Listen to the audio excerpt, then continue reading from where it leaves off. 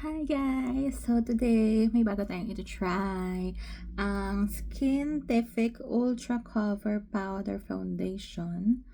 At ang shade niya ay Petal. Ayan siya. Oh, matching blue. Ito. Petal. Okay. Try natin siya. So, ito yung normal face ko. Wala akong nilagay na kahit ano. Yan. Ayan lang. Say hello to my double chin. Okay. So, subukan natin kung ano yung itsura ng coverage niya.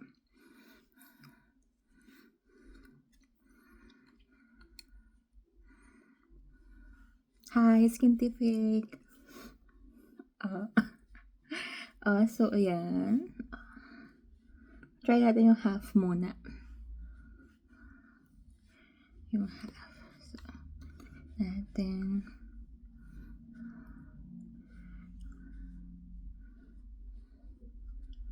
Ayan, half face. So, ito. Ayan. Diba, nakikita nyo? Ang fine. Ayan, diba? Ang fine ng kanyang materials. Yes, materials. Ang fine ng kanyang powder ba? Hindi siya cakey. At hindi pa naglagay ng moisturizer or anything. Kasi diba, pag hindi ka naglagay ng moisturizer, dry yung skin mo. So, ito, talagang lumalapat siya sa face mo. Talagang pack na pack. So, ito naman isa. Ayan, under eyes. Ito under eyes. Pati ito.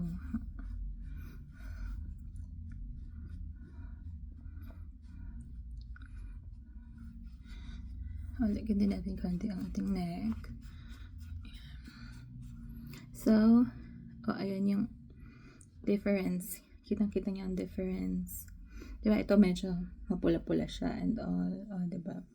Medyo brown coffee. Coffee daw yan. Coffee. Medyo iba yung skin tone dito. Iba yung itsura niya. Tapos dito. Diba? Ang flawless. Parang may filter na dito sa kabila.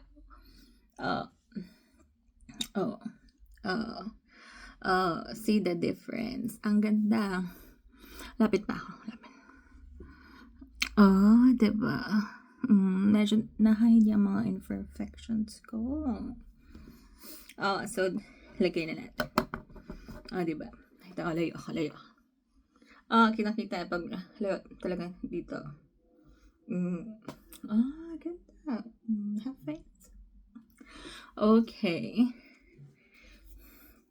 Ang ganda niya. At hindi siya nagbubuo-buo.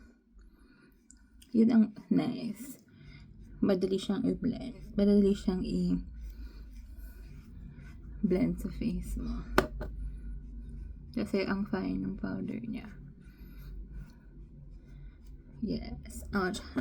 Sobrang okay na okay ito pag nagmamadali ka. Pasok sa work. Tapos, ano ka lang, powder and lip gloss.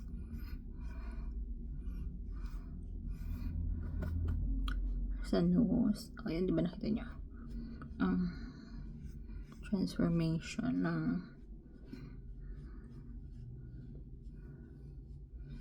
mapula kong face to diba? Transformation to mapula kong face to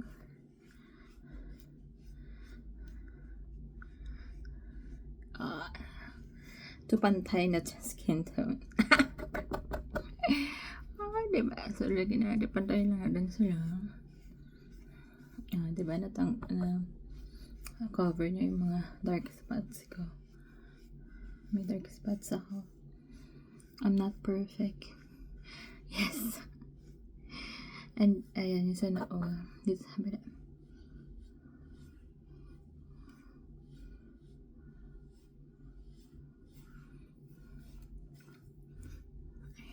Ayan, di ba ito?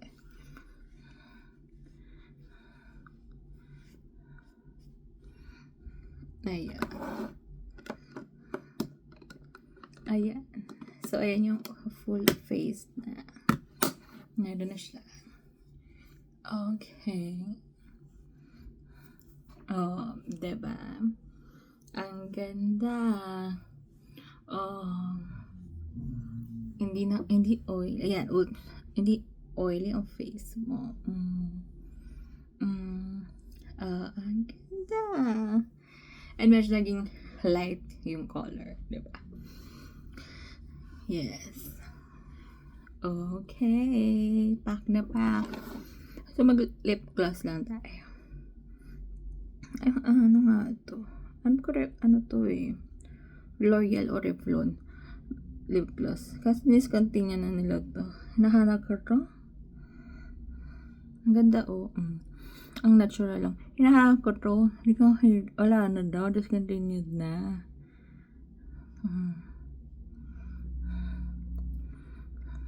Abangan nyo yung next vlog ko. Bumili din ako nitong Skintific na lip gloss.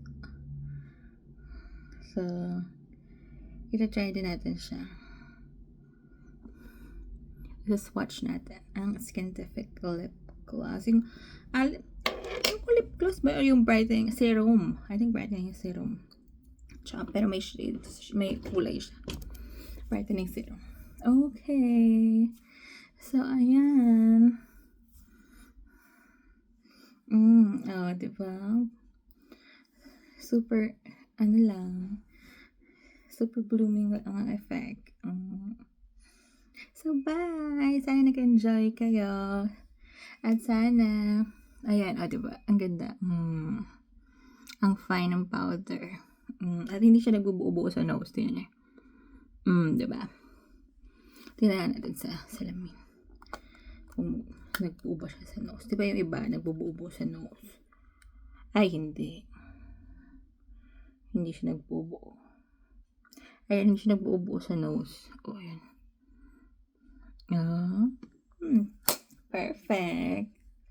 So, approve 10 over 10 Skintific. It's my new go-to powder. Ultra Cover Powder Foundation.